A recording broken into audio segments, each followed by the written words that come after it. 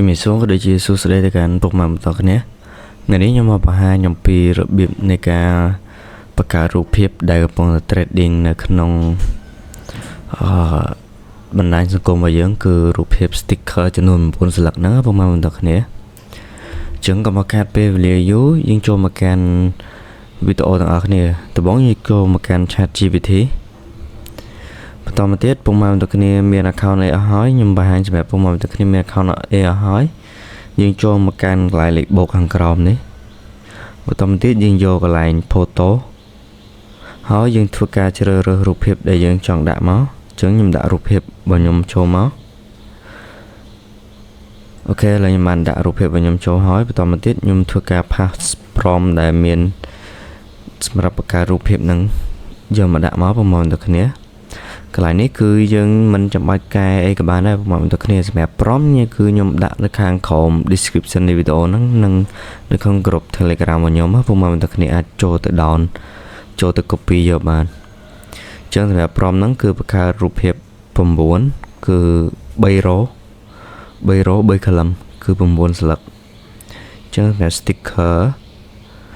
ដែលយើងនឹងបង្កើតគឺ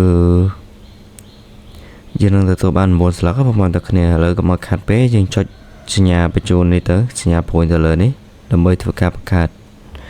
យើងធ្វើការចុចមកចឹងបន្តមកទៀតយើងធ្វើការរងចាំសិនណាប្រហែលតែគ្នារយៈពេលប្រហែល1នាទី2នាទីយើងនឹងទទួលបានរូបភាពហើយ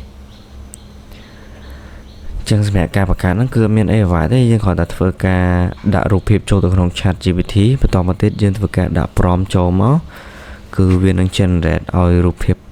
sticker ហ្នឹងមកយើងឲ្យប្រហែលតែគ្នា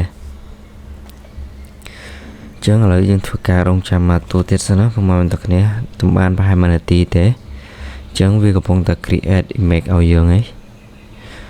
ចឹងសម្រាប់ពុកម៉ែបងប្អូនគ្នាអាចចូលទៅមើលវីដេអូនៅក្នុង channel របស់ខ្ញុំបានដែលមានវីដេអូជាច្រើន